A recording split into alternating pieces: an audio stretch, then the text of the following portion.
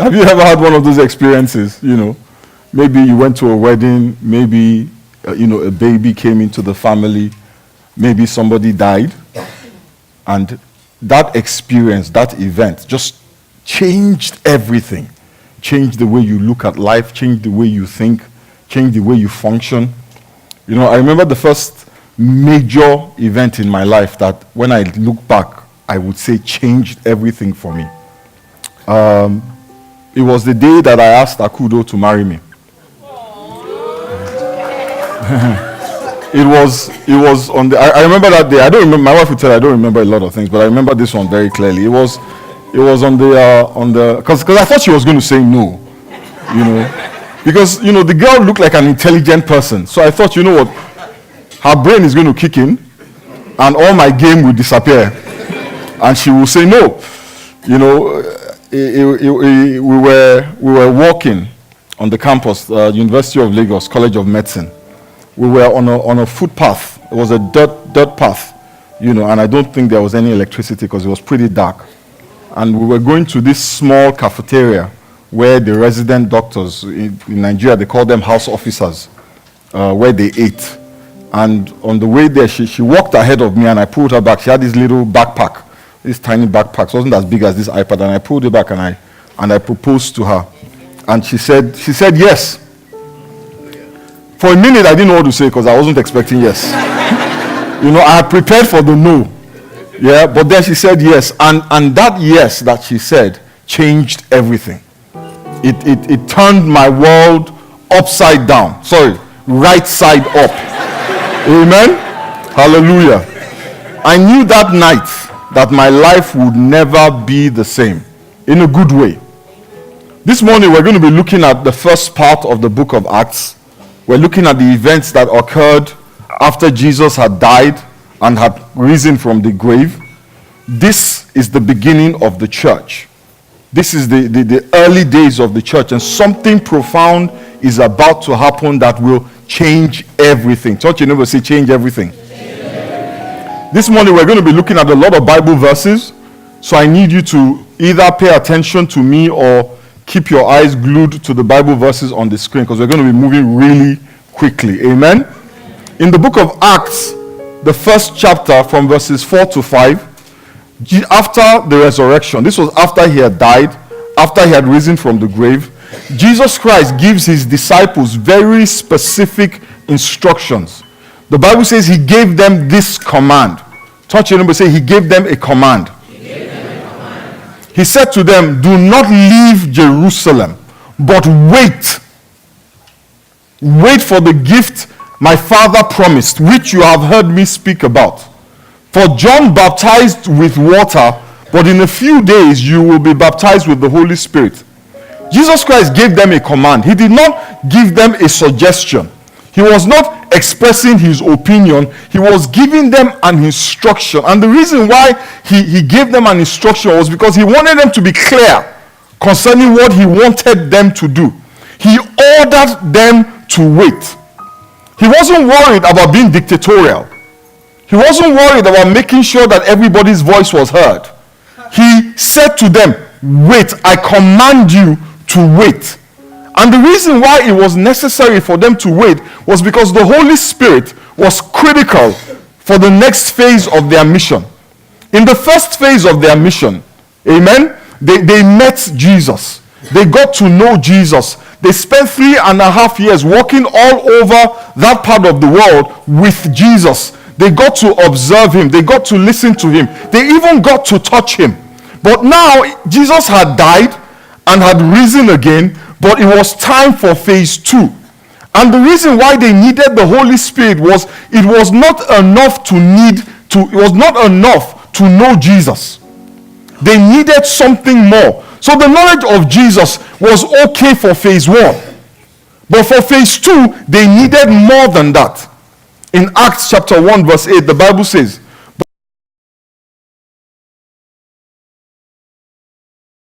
you will receive power when the Holy Spirit comes on you, and you will be my witnesses in Jerusalem, in Judea, in Samaria, and to the ends of the earth. Jesus Christ was telling these disciples that had spent 3.5 years with him that had been with him through the ups and the downs, the highs and the lows, the valleys and the mountaintops. And he was saying to them, it is not enough that you know me. You have done well that you know me, but it's not enough. You need the power that only the Holy Spirit can give you. And it is that power, not just your knowledge of me, but that power plus your knowledge of me that will help you, that will enable you, that will empower you to be witnesses of me in Jerusalem, in Judea, in Samaria, and to the ends of the earth. And then in Acts chapter 2 verse 4, the Bible says, all of them, don't you hear me say all of them? All of them, not some of them, all of them were filled with the Holy Spirit, and they began to speak in other tongues as the Spirit enabled them. In Acts chapter 2 verse 32, Peter stands up in front of the crowd and starts talking to the people who had gathered. And we're wondering, because you've got this, 11 semi-illiterate or illiterate guys all of a sudden speaking languages that it doesn't look like they have learned. People were wondering, have they been drinking? Is this the Henny, kicking in? Amen? What's going on? It's too early. It's too early for this. And they're talking to themselves. And Peter stands up in Acts chapter 2 verse 32, and he says to them, God has raised, don't you say God has raised? Say, God has raised this Jesus to life, and we are all witnesses of it. This is the same Peter that somebody had asked him, do you know this Jesus? And he had said, who? Says, and we are all witnesses of it, exalted to the right hand of God. Jesus was no longer there. Listen, Jesus is not here. He is at the right hand of God. So I can feel Jesus in this place. You're not feeling Jesus. He is at the right hand of God, and that is where he is going to remain until all things have been put under his feet. Amen. He has received from the power. He has received from the Father the promised Holy Spirit, and has poured out what you now see and hear. The same Peter who fled like a little girl when a few people asked him, do you know Jesus? He's the same guy standing up in front of a crowd admitting what he had previously denied. Talking about Jesus in a way that could have gotten him killed. Because when you tell Jewish people that Jesus is sitting at the right hand of God, you're putting a target on your back.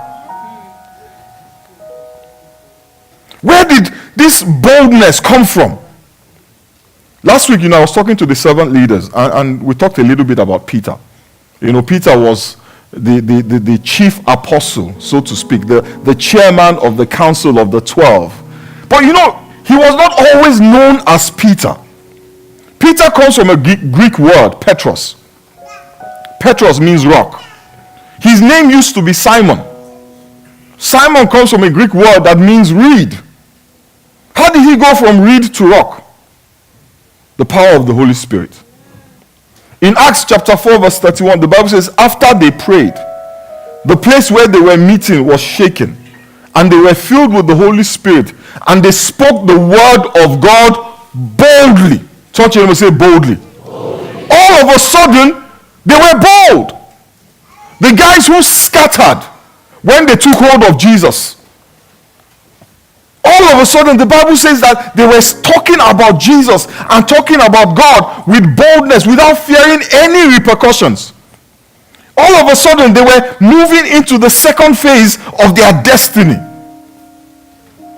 In the same book of Acts, a man called Saul, many of us know him as Paul, was on the road to Damascus, and he had an encounter with Jesus, and he was struck blind during that encounter with Jesus, during that conversation with Jesus. Jesus decided to teach him a lesson and, made him go blind. But he yielded, he submitted. So they sent a man to him called Ananias to go and pray for him so that he may receive his sight. Look at what happened in Acts chapter 9 verse 17. Then Ananias went to the house and entered it. Placing his hand on Saul, he said, Brother Saul, the Lord Jesus, who appeared to you on the road as you were coming here, has sent me to you, so that you may see again and be filled with the Holy Spirit. Saul had already had his encounter with Jesus. He had already received Jesus as Lord and Savior. He had already believed in Jesus. But this prayer from Ananias needed to still happen. So how does this concern or affect you? In John chapter 16 verse 7, Jesus said something that I think that we ignore at our own peril. He said, "But very truly I tell you, it is for your good that I am going away. Unless I go away, the advocate will not come to you.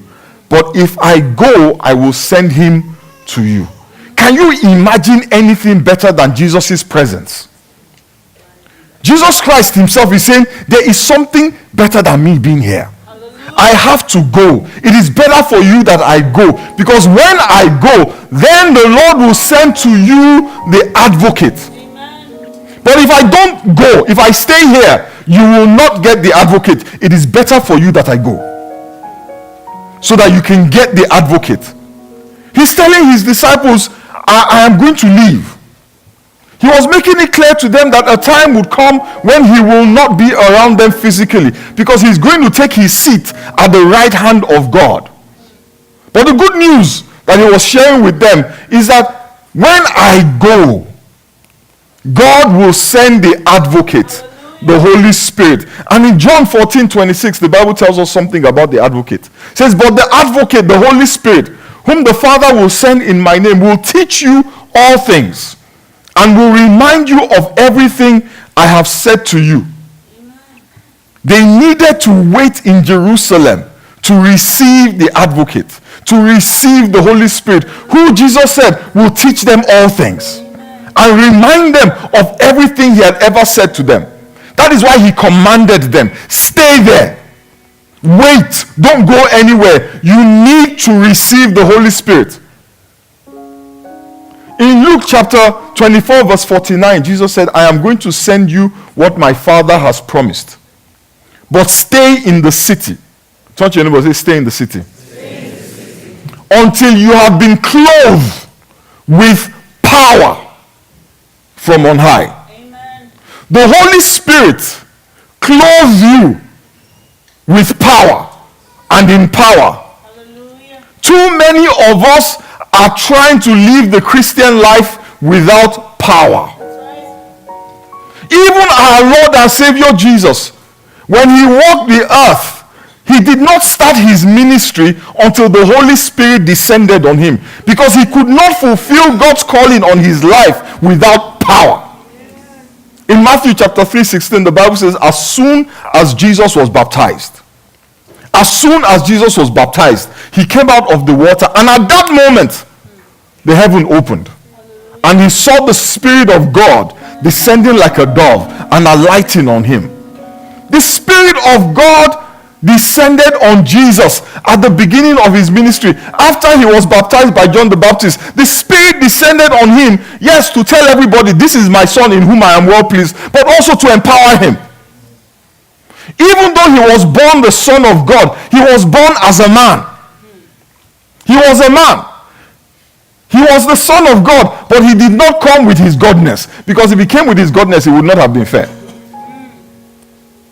He came as a man. The Bible says he took upon himself the form of a man. And because he was a man, he needed the Holy Spirit to fulfill God's purpose for his life. Listen, guys, you cannot live the Christian life. You cannot be who God has called you to be. You cannot fulfill your destiny without the Holy Spirit. And that is why so many of us are frustrated with our faith. We are trying to substitute willpower for Holy Ghost power. We're trying to do in the flesh what can only be done in the Spirit. The Bible says in 1 Samuel chapter 2 that by strength shall no man prevail. It doesn't matter your level of education. If you are trying to achieve God's destiny, you will not prevail by reason of strength. And in Zechariah chapter 4, the Lord said, it is not by power or by might, but only by the Spirit of God. If God has given you a vision, If God has laid something in your heart that he wants you to do and he wants you to achieve, listen, you need the power of God to do it. The challenge we have in our generation is that we have seen so many people abuse this thing called the Holy Spirit. We have seen people use it to manipulate others. So we run away from it. When we think about the Holy Spirit, all we think about is speaking in tongues. And let me tell you something. It doesn't matter what you think about speaking in tongues. Speaking in tongues are a critical component, a critical tool that God has given us. Hallelujah. But when we hear speaking in tongues, you're like, I don't want. I have a brain. What is that? I'll just be talking. What does that mean? So we run away from the Holy Spirit. But what we don't realize is that without the Holy Spirit, you are relegated to your resources. Right. And your resources are limited. That's right. The Bible says one shall put to flight 1,000. Two shall put to flight what? 10,000. Who is the second in the two? Hallelujah. It's the Holy Spirit. Your strength, your abilities are multiplied exponentially because of the Holy Spirit working through you. Jesus Christ not only had the Holy Spirit though, he allowed the Holy Spirit to guide and lead him. That's why Paul said in Romans chapter 8 verse 14, for those who are led by the Spirit of God, yes, those ones, they are the children of God. The people who, when they are making decisions, their choices, their options, their direction is decided hallelujah, in consultation with, under the direction of yes, the Holy Spirit. Says those are the children of God. And the Bible tells us that Jesus Christ was the child of God. That tells you clearly that he was led, he was guided by the Holy Spirit. In fact, Jesus said, there's nothing that I do that I have not seen my Father doing. So the question that I'm hoping you are asking this morning is, how do I get this power? This power to succeed in my calling. You know, you can succeed at a bunch of things. But if it is God that has called you to it, you will not succeed without the Holy Spirit. And if you succeed at everything, but you fail at what you have been made for, what you have been called for, then you're a failure. Doesn't matter how much money is in your bank account. Doesn't matter how many likes you get on social media. If in heaven, nobody is saying, well done, good and faithful servant, your life has been a waste. So we must find what is God's will for our lives.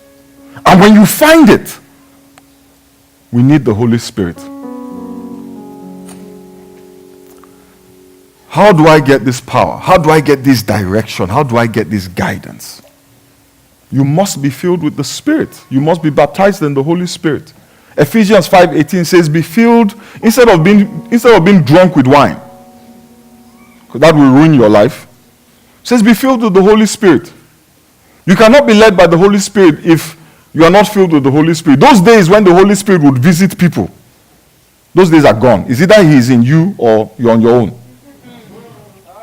You know, in the days of the prophets, you know, you sing some songs and the Holy Spirit will come on you. No. Is it that the Holy Spirit is in you or the Holy Spirit has nothing to do with you? You have to be filled with the Holy Spirit. After Paul had an encounter with Jesus, the disciples, after walking 3.5 years with Jesus, there was a separate event where they were filled with the Holy Spirit. Because I've heard some people say, once you give your life to Jesus, the Holy Spirit comes upon you. Then why did they have to send Ananias to go and pray for Paul? Why did the disciples of Apollos, who had repented of their sins, walk around for years without even knowing about the Holy Spirit? You have to be filled with the Holy Spirit. And this morning, I'm going to pray for anybody who wants to be filled. I'm going to be the Ananias to somebody here this morning. And when I'm talking about the Holy Spirit, I want us to understand, I'm talking about the guidance, the direction, the empowerment and enablement of God. The second thing you must do and this applies to people who are already filled with the Spirit, but are not experiencing all that the Spirit has to offer, is that you must commune with God in the place of prayer. You have to pray. And when I'm talking about prayer, please, I'm not talking about these drive-by fast food prayers that we are doing these days. This, yo, Jesus, what's up? You good? Yeah, I'm good. Keep it moving. You have to spend time, quality time, undistracted time with God. That means that sometimes you have to wake up at 2 a.m. to pray. Because once it is 4, you're not praying anymore. Sometimes you have to go to bed early. Real housewives of wherever can wait.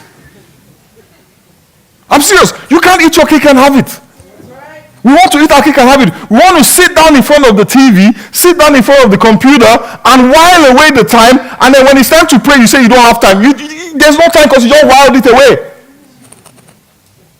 That time that you spend watching rubbish, spend it in prayer. And if you're going to watch the rubbish, then you lose time in sleep. You choose. Something's got to go. Either you sleep less and pray more, or you watch less TV and pray more. There's only 24 hours in the day. There is no miracle that will add more hours. And that is our challenge. We want to spend the whole day watching Premier League, then NBA, and Game of Thrones is back, so let's do this. But at the same time, you want to spend 8 hours sleeping and get up in time to go to work, and you've got a 45-minute commute. Let me tell you what always happens. Can I tell you what happens? You do drive-by praying. You just say, do you know that, pray in the car. And then you get in the car, and then somebody cuts you off, and you start to curse the person. And that's the end of prayer for the day. And you're like, do you know what, I'll pray during my lunch break. And then you get to work, and they slam you with one assignment, with one ridiculous deadline. And you can't take your lunch break. And the cycle continues. When you get home, let me just relax in front of the TV. And the cycle continues. And you have not spent time in prayer. You have the Holy Spirit, but you have no access. Jesus Christ spent time. The Bible says, as was his custom, he would go up to mountains. He would go into, remote places and just commune with God in the place of prayer. You know what we do? This our drive-by prayer is like, you have a smartphone. Anybody here with a smartphone? You know, your smartphone has so many fantastic capabilities, yeah? You can do social media with it, right? Instagram, Facebook, Snapchat, what else? Homework. Who is? Let me pray for that person that is doing homework on their smartphone. Hallelujah. We'll give you the benefit of that. Homework. You can read the news, yeah? Keep up with a bunch of stuff, emails, and Pinterest, and guess what? You can actually make calls. Yeah? You can actually make calls, because my children only text. They don't call anymore. They hate talking on the phone. They just want to text you. So you can do a bunch of things on your smartphone. But what does your smartphone need? Power. It needs power. And how do you get power into your phone? You charge it. How do you charge it? You plug it into the source of the electricity, and you leave it there for how many minutes? A while. This is what, let me tell you, this is what we do. Let me show you. There's a charger here. So where's the charger? Oh, thank you. This table is very useful. Where's my phone? Where's my phone? Someone give me a phone. An iPhone, please. Don't bring a Samsung here. Please, don't. The anointing is flowing. Don't disrupt the anointing with that nonsense.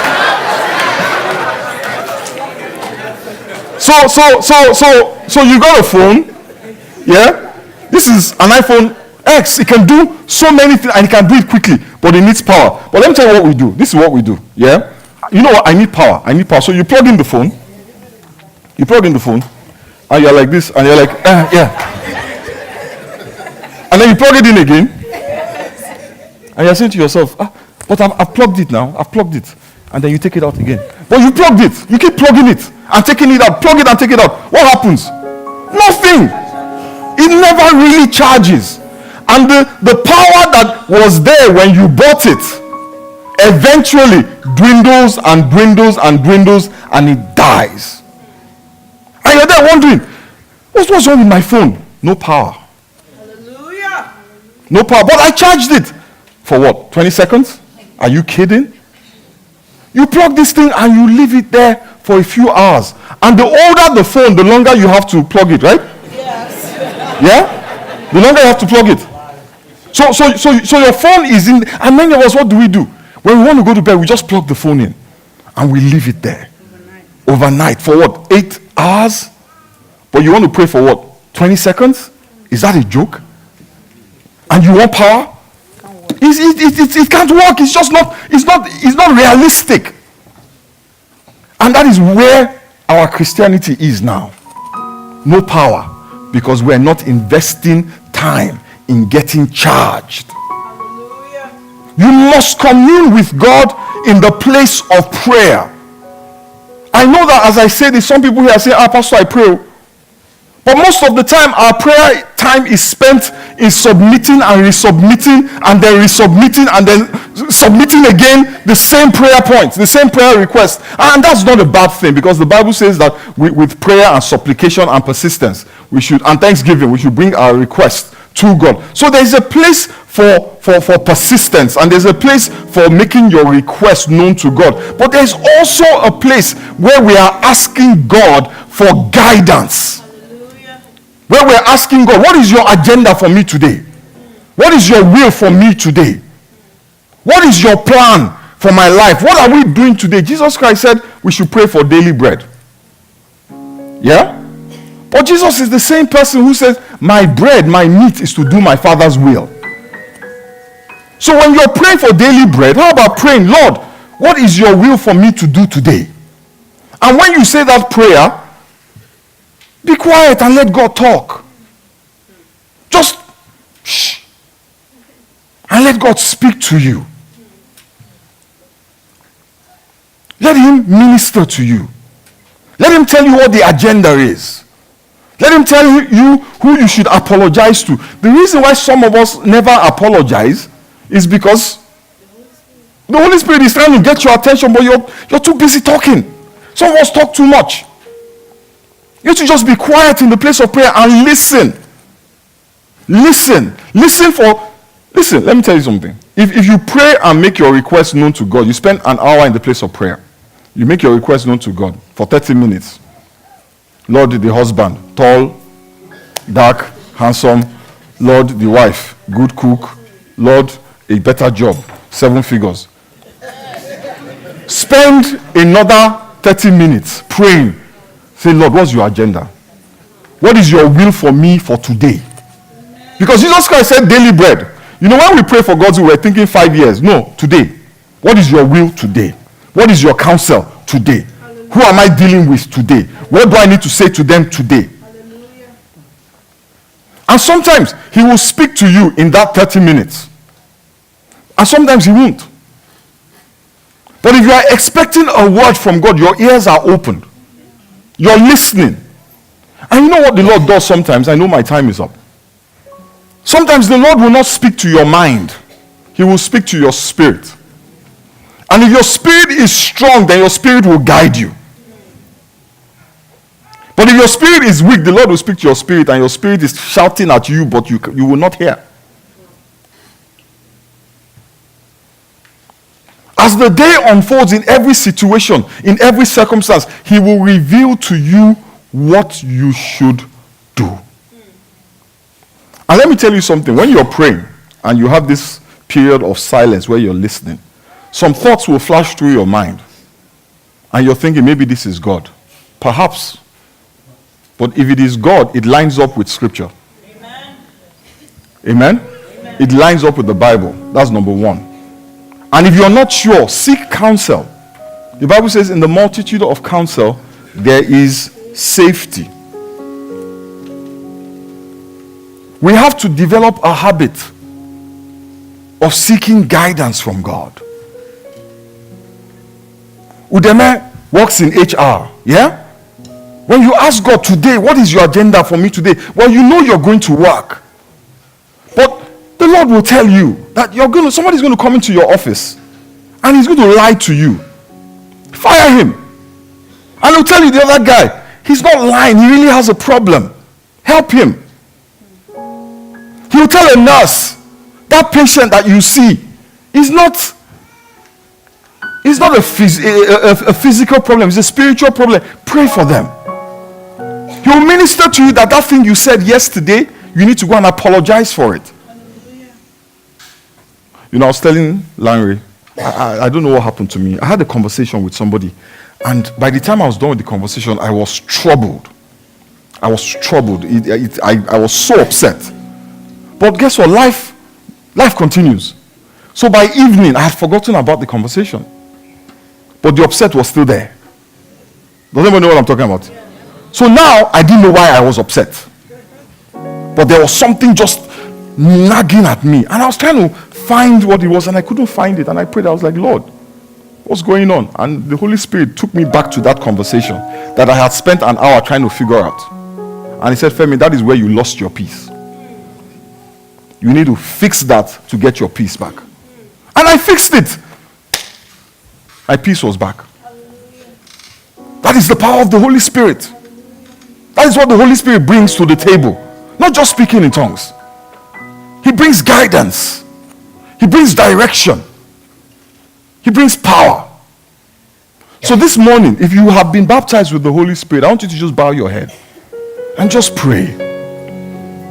And say, Father, I thank you. I thank you, Father, for